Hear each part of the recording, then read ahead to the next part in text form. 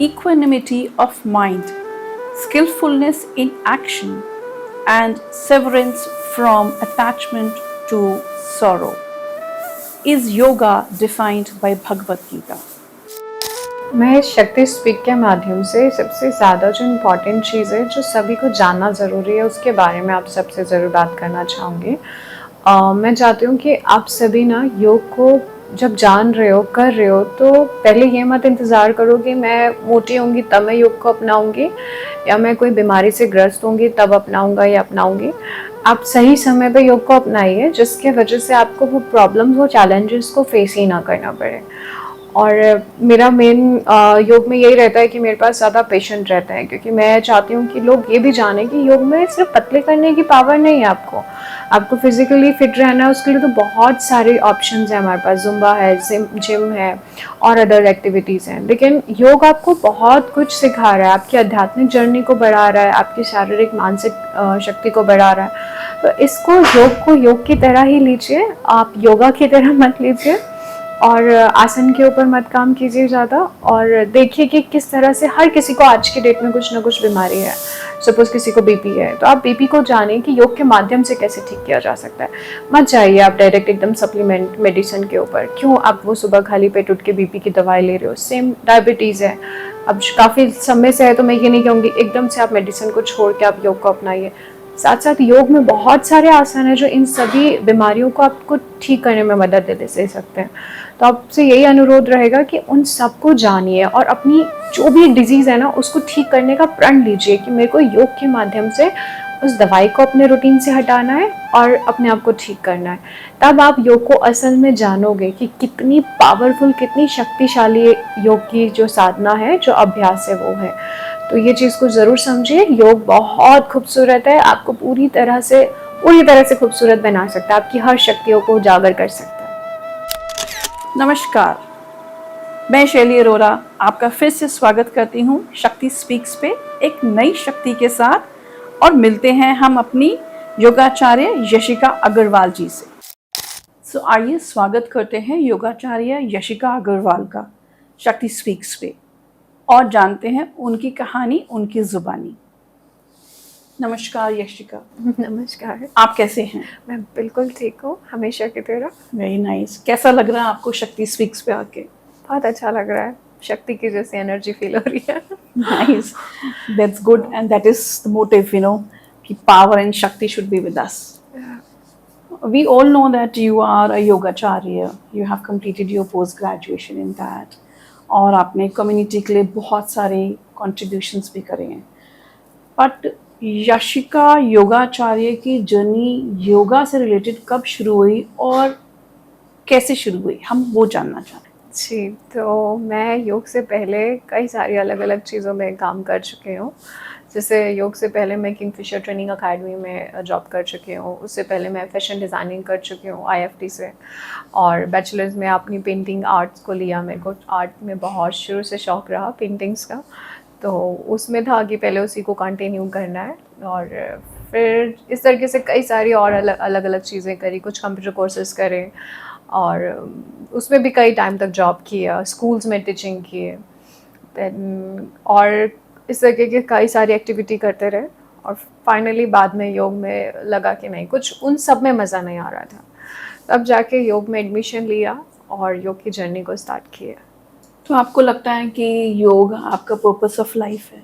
Exactly, वो मेरा purpose of life है। मैंने योग को नहीं चुना, योग ने मुझे चुना है, तो ये मेरे लिए सबसे बेस्ट चीज़ है। नाइस। सो अब जैसे आपको अपना पर्पस ऑफ लाइफ मिल गया है and more likely yoga is also a spiritual awakening, right, which further becomes a contribution to the higher purpose. So now what is your purpose with yoga going on? मेरा purpose है कि लोग पहले तो योग को जाने, क्या योग है और उसकी असल शक्ति क्या है, किस तरह से योग को करें, किस तरह से योग को अपनाएं। योग की जो बेसिक चीज़ें हैं उसको समझें। योग को सिर्फ फिज़िकल ना लेकर के चलें, उसके अंदर बहुत सारी शक्तियाँ हैं जो हम प्राप्त कर सकते हैं उसके माध्यम से, तो उसको पूरी तरह से जानें। मैं ये चाहती हूँ, मेरा यही पर्पज़ है कि लोग को ज़्यादा से ज़्यादा योग से जोड़ें, जोड़ने के साथ साथ योग को पूरी तरह से समझें कि उससे आप ठीक भी हो सकते हो, उससे आप आध्यात्मिक, मानसिक और शारीरिक रूप से स्वस्थ हो सकते हो। कुछ ऐसे इंसिडेंट्स जहाँ पे लगा हो कि नहीं कर पाऊंगी, इस जर्नी को आगे नहीं ले पाऊंगी, किसी ने होल्ड करा हो या किसी ने सपोर्ट ना करा हो? या ऐसा कह सकते हैं कि कॉलेज टाइम पे थोड़ा लग रहा था कि कुछ जर्नी सही तो नहीं है मेरी ये, या फिर कुछ गलत तो नहीं डिसीजन ले लिया, बिकॉज़ जब हम एडमिशन लेते हैं ना तो हमें सिर्फ लगता है कि कॉलेज होगा, सिर्फ योगा चलेगा, आसन चलेंगे, लेकिन ऐसा कुछ नहीं है। वो 5 आवर्स में आपको सिर्फ प्रैक्टिकल सब्जेक्ट 1 आवर का होता था, हम सिर्फ 1 आवर आसन प्रैक्टिस करते थे, बाकी के 4 आवर्स में हमारा 30 मिनट्स का लंच ब्रेक और बाकी टाइम थ्योरी, जिसमें आपको भगवद गीता, उपनिषद, वेद सारा कुछ पढ़ने को, अध्यात्म जानने को मिलता था। तो शुरू के टाइम थोड़ा सा डिफ़िकल्टी आई, लेकिन वो मुझे फिर बाद में इतना अच्छा लगने लगा कि ये तो मेरी और अच्छी सी अपब्रिंगिंग कर रहा है, बहुत सारी चीज़ों से मुझे जोड़ रहा है। तो वो एक चैलेंज था, लेकिन बाद में तुरंत जैसे उसको समझा और जाना, तो वो मेरे लिए चैलेंज से ज़्यादा मेरा पसंदीदा विषय बनता चला गया। You found your purpose now. Yeah. So इसलिए you were happy. You wanted to Right. do this. True. Okay, nice. Anything that it reminds you कि कोई ऐसी चीज़ें जो आपको लगता है योगा से आपने किसी की लाइफ में बहुत ट्रांसफॉर्मेशन या बिल्कुल ही बदलाव लाया हो और जो आपको सबसे ज़्यादा खुशी दी हो? बहुत अच्छा क्वेश्चन किया, और मैं ये हर योगाचार्य से कहना चाहूँगी कि वो इसके ऊपर ज़रूर काम करें। हमारे माध्यम से ना बहुत सारे लोगों को हम हील करते हैं और बहुत कुछ उनको मैसेज देते हैं। मेरे कुछ क्लाइंट ऐसे रहे जिनकी स्टोरी मैं कम शब्दों में जल्दी से आपको वो कवर अप करना चाहूँगी। पहले एक लेडी थी, वो शादी होकर, फीमेल्स का क्या होता है ना, अब घर आए आप लोग, और वो दिल्ली से थे, तो जब देहरादून आए और वो रह रहे थे यहाँ पे, सब चीज़ें चल रही थी, तो उनको लगा कि काफ़ी मैं घर में बंद गई हूँ और काफ़ी सारी चीज़ों की रिस्ट्रिक्शंस हैं, और डिप्रेशन में जा रहे थे, कई कई सारी चीज़ें उनके साथ हो रही थी। तो मैंने उनसे सिंपली बोला कि ये जो टाइम है ना योग में मास्टर करने का, आफ्टर मैरिज बहुत बेस्ट है। क्या होता है कि उसमें आपको वो सारी चीज़ें सिखा दी जाती हैं कि कैसे आप फैमिली को हैंडल Manage करो, करो। इन लॉज को आप अपने हैंडल करो, मैनेज करके सब चीज़ें चलो, तो वो बेस्ट टाइम होता है। आप एडमिशन लो, ये मत सोचो अब एज ज़्यादा हो गई है तो मेरे लिए ऑप्शन नहीं होगा। उन्होंने एडमिशन लिया, अपनी मास्टर कंप्लीट करी, आज काफ़ी अच्छा अपना योगा स्टूडियो रन कर रही हैं। तब वो बोलती थी कि कैसे पॉसिबल होगा, आप तो ऑलरेडी यहाँ पे योगा सिखाते हो, मेरे पास क्यों लोग आएंगे, कई सारे लोगों को डाउट्स आते हैं। तो मैंने कहा सबके लिए भगवान ने कोई ना कोई जोड़ा है ना, कर्म लिखा है, तो आपके लिए भी ऑटोमेटिकली होगा। उसी तरीके से कई सारे पेशेंट थे जिनको डॉक्टर्स की तरफ से तो ऐसी उम्मीद थी नहीं कि वो ठीक हो पाएंगे, और कोविड के टाइम पे उन लोगों को मैंने जिस तरीके से योगा के साथ पूरा पर थेरेपीज़ दी है, वो सब कुछ किया, तो वो लोग पूरी तरह से अभी स्वस्थ हैं। तो वो एक अचीवमेंट थी, और वो बिग चैलेंज भी था कि हाँ वो लोग ठीक हुए हैं और रिजल्ट्स मिले, पॉजिटिव रिजल्ट्स मिले। तो वही मैं चाहती हूँ कि लोग जाने, योग आपको पूरी तरह से बदल सकता है, पूरी तरह से स्वस्थ रख सकता है, और आपके माध्यम से और लोगों को भी प्रेरित कर सकता है। So yoga is also combination of intentions, right? Yeah. Right, the purpose within intention. Intention, true. So that is the one motive or one arrow, I would say, which helps holistic healing of a human being, the one who is practicing and also who is availing the sections of yoga. Is it? Is it true? Yashika, yoga तो संपूर्ण संसार के लिए है, but क्योंकि हम आज शक्ति के लिए बात कर रहे हैं, तो मैं जानना चाहती हूँ कि हमारी जो फीमेल्स हैं, may be mother, sister, daughter, what ever form, वो अपनी योगा से अपनी लाइफ को बैलेंस, एट ईज, घर में रह के कैसे कर सकती हैं? उनके लिए क्या कोई ऐसे आसन है जो बहुत इम्पॉर्टेंट है, जो उनको बेनिफिट देंगे? पहले इस क्वेश्चन का आंसर देना चाहूँगी। आपने बोला कि पर्टिकुलर फीमेल्स को क्या करना चाहिए, तो नारी शक्ति है, राइट? तो उनको क्या करना चाहिए? आपसे एक ही अनुरोध है कि आप नियमित रूप से अनुलोम विलोम प्राणायाम को अपनाइए, वो नाड़ियों को बैलेंस करता है। हमारी जो लेफ़्ट नॉस्ट्रल है जिसे कहा गया है चंद्रेश्वर, और राइट नॉस्ट्रल जिसे कहा गया है सूर्यस्वर, अगर ये दोनों बैलेंस में है तो हमारा माइंड बैलेंस में है। अगर माइंड बैलेंस में है तो आप अपने घर को, अपने काम को बहुत अच्छे से मैनेज कर सकते हैं। तो सभी फीमेल से मेरा एक ही मैसेज रहेगा, आपको मैं बहुत सारी चीज़ें बताऊं, आप करोगे नहीं। तो मैं चाहती हूँ जो इम्पॉर्टेंट है जिसे आप कर सकते हो और हर कोई आसानी से कर सकता है, तो वो अनुलोम विलोम को अपनाइए। सुबह के समय 10 मिनट कर लीजिए, शाम के समय वापस 10 मिनट कर लीजिए, वो इतना आपके लिए बहुत रहेगा। अगर आप थोड़ा सा और कुछ ऐड करना चाहते हो तो फिज़िकल एक्टिविटी में सूर्य नमस्कार ऐड कीजिए। ये 2 चीज़ें आप करते हो, आपके लिए ना से कुछ करने से बेटर होगा और आपकी काफ़ी सारी चीज़ें सॉर्ट आउट हो जाएंगी। क्योंकि जब बॉडी से स्वेटिंग होती है ना ड्यूरिंग प्रैक्टिस, तो डिटॉक्स होती है बॉडी, और जितनी भी एंजाइटी स्ट्रेस है वो रिलीज होता है। तो वो हर किसी के लिए बहुत इम्पोर्टेंट। ये 2 चीज़ें करेंगे तो it is also going to balance the mental health also.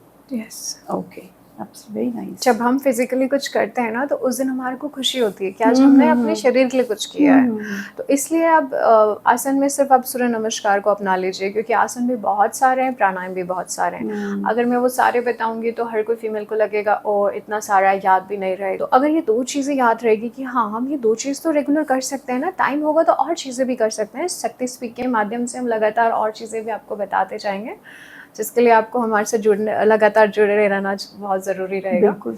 तो मेन आप ये 2 चीज़ों को अपनाएं। और मैं थोड़ा सा योग के बारे में और थोड़ा डिटेल में बताना चाहूँगी।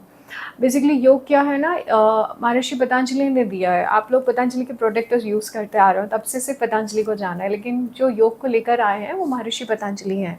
अब उन्होंने इसके कुछ नियम बताए हैं, 8 अंग बताए हैं, जिसमें यम आ जाता है, नियम आ जाता है, आसन, प्राणायाम, प्रत्याहार, धारणा, ध्यान, समाधि। हमने क्या चुना हुआ है? आसन, प्राणायाम और ध्यान। बाकी की सारी चीज़ें कहाँ हैं किसी को नहीं मालूम। मुश्किल से कुछ ही लोग हैं जो जानते हैं कि योग तब कंप्लीट होगा जब आप ये अष्टांग योग को अपनाएंगे। तो इन 8 चीज़ों को अपने जीवन में कैसे उतारें, सिंपल वे में हम बात करेंगे, इसको जानने की कोशिश करेंगे। सुबह के समय आप उठ रहे हो, आप लोग कोशिश कीजिए कि अध्यात्म जर्नी से अपना जीवन शुरुआत करें। सुबह के समय आप उठे, ब्रह्म मुहूर्त में अगर उठते हैं तो बहुत अच्छी बात है, नहीं उठते हैं, सबका टाइम शेड्यूल्स अलग हैं, तो उसके अकॉर्डिंग आप कोशिश कीजिए कि अर्ली 7 तक आप उठ जाइए।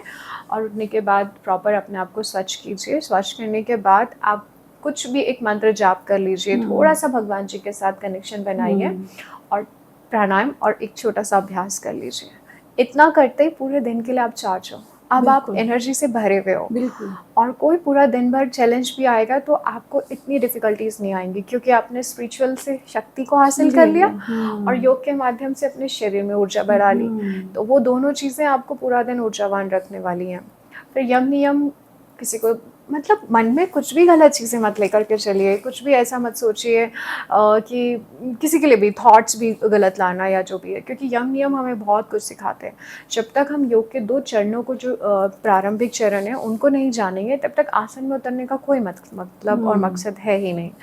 तो पहले यम नियम को समझें, फिर आसन में जाएं। आसन के बाद तब प्राणायाम को करें। प्राणायाम भी अगेन हमारी ऊर्जा शक्ति को बढ़ाता है, और वो शक्ति जो प्राणायाम से मिलती है वो आसन से नहीं मिलती है। तो प्राणायाम को ज़्यादा से ज़्यादा समय दीजिए, उसकी महत्वता को समझिए, और तब जाके आप आगे के चरणों में जाइए। धारणा बनाइए कि आज मुझे पूरा दिन क्या करना है, पहले से ही वो सारी चीज़ें माइंड मेकअप कर लो सुबह ही। अगर आप एक हाउसवाइफ भी हो तो आप पूरी चीज़ें टू डू लिस्ट बनाओ, और उससे क्या होगा, पूरा दिन इजी टू वे में जाएगा, और आपको कुछ ऐसा नहीं रहेगा ओ आज ये चीज़ रह गई या कुछ ऐसा रहा।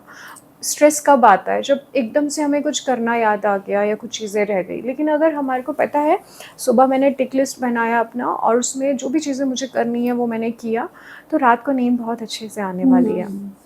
तो वो टू डू लिस्ट बनानी बहुत इंपॉर्टेंट है। एंड उसके बाद आप लास्ट में ध्यान, अब जो ध्यान है वो वाला ना लेकर के जो दुनिया चल रही है, आप ध्यान क्या करें, आज मैंने पूरे दिन भर में क्या करा, आत्मचिंतन करें। एंड देन लास्ट में ईश्वर परिधान, तो ईश्वर को सब कुछ समर्पित कर दो। जो भी किया आपने कराया, जो भी मुझसे भूल चूक हुई उसके लिए मुझे माफ़ कीजिएगा, आने वाला दिन मेरा और खूबसूरत बेहतर बनाइएगा। आप इस भाव के साथ सोते हैं, पूरा दिन को जीते हैं, तो आपका दिन अगला भी सुंदर होगा और जो गया वो भी खूबसूरत जाएगा। एक्चुअली में देखा जाए तो इट इज़ सो सिंपल। हाँ, बहुत सिंपल है। So simple and makes life so simpler. Right. तो मैं यशिका आपका ज़्यादा समय नहीं लूँगी, मेरा सिर्फ एक आखिरी रिक्वेस्ट, शक्ति स्पीक्स के लिए आपका क्या मैसेज है? मेरा शक्ति स्पीक के लिए मैसेज यही रहेगा कि हर नारी को अपनी शक्ति को जानना है। हम सबके अंदर एक शक्ति छुपी हुई है। अब वो शक्ति क्या है, उसके ऊपर थोड़ा-सा काम कीजिए, उसको जानिए और उसको जानेंगे कैसे? आत्मचिंतन करके। और ये नवरात्रि का समय बहुत खूबसूरत होता है जब हम व्रत उपवास के में रहते हैं। उपवास में क्या होता है, मन शांत रहता है और उस समय हम अपने बारे में जान सकते हैं, अपनी अध्यात्म के ज़रिए खुद की उस शक्ति को जागृत कर सकते हैं। तो जो भी हमारे अंदर भीतर एक शक्ति है, उसके ऊपर काम कीजिए। हर फीमेल अपने आप में बहुत खूबसूरत है। हर किसी के अंदर एक क्वालिटी दे के भगवान जी ने भेजा है, तो उस शक्ति को बस आपको जानना है और जान के उसके ऊपर काम करना है। जीवन बहुत खूबसूरत है, उसे और खूबसूरती से तभी जिया जाएगा जब उस शक्ति को आप जान पाएँगे। Thank you Shaili ji. Thank you Yashika ji, thank you for coming. Thank you. योग को और जानने के लिए, मुझे और सुनने के लिए आपको करना पड़ेगा शक्ति स्पीक को फॉलो, जिसका लिंक दिया गया है डिस्क्रिप्शन बॉक्स में। तो जल्दी से जाएं, उस लिंक को क्लिक करें और हमें फॉलो करें। आज के लिए इतना ही, मैं आपसे इजाज़त लेती हूँ। बने रहिए हमारे साथ शक्ति स्पीक्स पे एक नई ऊर्जा और शक्ति से मिलने के लिए।